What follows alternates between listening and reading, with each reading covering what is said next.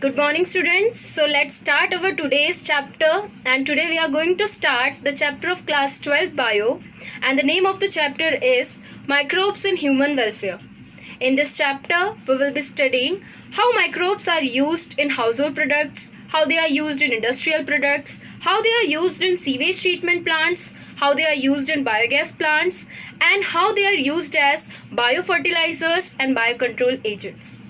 But in this video, we will be going to cover only starting two topics, that is how microbes are used in household products and how they are used in industrial products.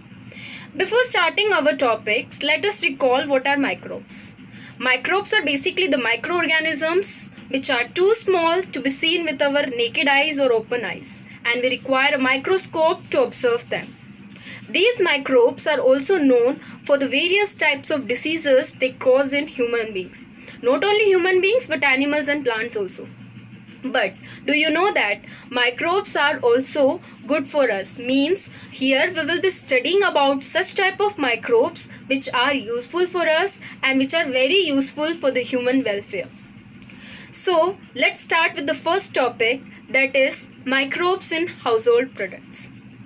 Now, in everyday life, we are eating so many food items which are prepared because with the help of microbes, like curd, like cheese, bread. These are some of the examples of food items which can be prepared by using microbes. Now, how the curd is formed? Basically, if you have observed that when the milk is kept outside for a longer time, the milk gets converted into curd. This happens because of a type of bacteria which grows in the milk, and the name of the bacteria is lactobacillus, or we can also say it lactic acid bacteria, LAB.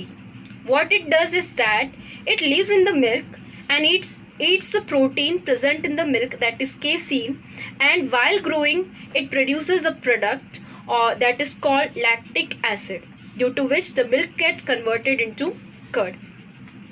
If you will observe the curd under microscope, you will be seeing various number of lactobacillus bacteria in it. By observing that, you may be not in the mood of eating curd again, but note, curd is very good for our health and we should consume it daily, because while growing the lactobacillus bacteria, it adds the it increases the nutritional value of the curd by adding a vitamin B12 in it. So we should consume the curd.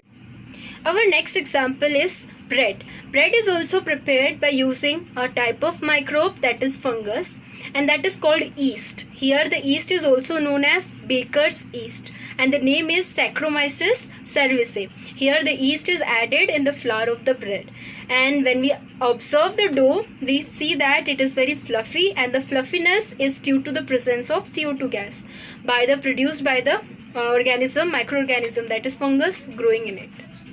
Some of the other examples, like cheese. There are varieties of cheese present in our markets and all are known for the characteristics flavor, like Swiss cheese, which is famous for the large holes present in it, is prepared by using a bacterium, that is Propionibacterium shermani. This bacterium, while growing, it produces large amount of CO2 gas in it. Another type of cheese is Roquefort cheese, which is famous for the characteristic flavor, and it is prepared by growing a type of fungus on it. So these were some of the examples of food items. Some of the drinks also, some of the traditional drinks also are prepared using microbes, like one of the famous drink of southern part, that is toddy, which is prepared by fermenting the sap of palm.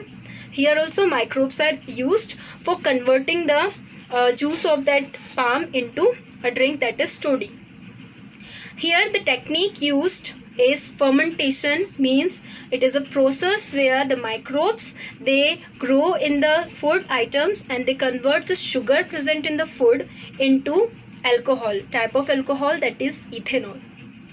Another examples like idli, like dosa, these food products are also prepared using the various microbes.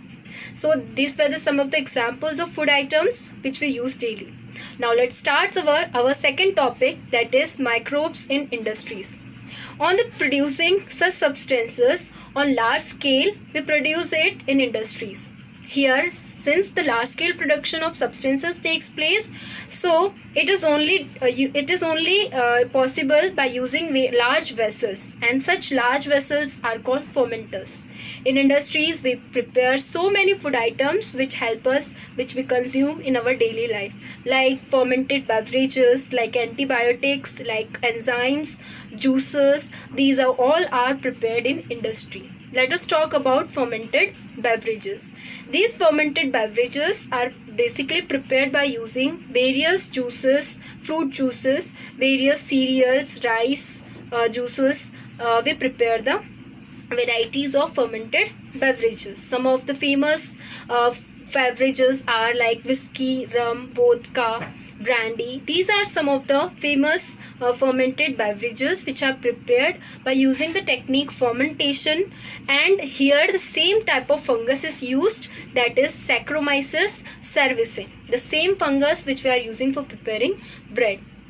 Now here these different types of alcohols, these having characteristic taste. This is because of the process which we use while producing such alcohols. Here beer and our wine, these are produced without distillation process, and whiskey, rum and vodka, these are produced by using the distillation process. Now let us talk about another product which is produced in industry on a large scale, that is antibiotics. What are antibiotics? Here the word anti means against and bio means life, means the chemical substances produced by microorganisms which act against the life of disease causing microbes are called antibiotics. The first antibiotic known was penicillin, and it was discovered by Alexander Fleming. The discovery was also called chance discovery because he was not actually discovering penicillin, but by chance he discovered penicillin while working on the bacterium Staphylococci pneumonia. When he left one of the culture plate unwashed, he found a type of mold growing on that plate where the microbes were not growing. So later on it was named penicillin notatum. But that time the effectiveness of that penicillin was also not known, which were later on discovered by some other scientists like Ernst Chain and Howard Florey, and they all were awarded with Nobel Prize in the year 1945. This was the same medicine used by America to treat their wounded American soldiers during World War II. Now, various types of chemicals are also produced in industries, like various types of acids are produced, citric acids, then butyric acids, then acetic acid, lactic acid. For producing citric acid, we use a type of fungus, that is Aspergillus niger. For producing butyric acid, we use Clostridium butylicum. For producing acetic acid, we use a bacteria called Acetobacter aceti, and for producing lactic acid, we use Lactobacillus. So these were some of the acids which are produced in industries. Some of the enzymes like lipases, pectinases, proteases are also prepared in industries.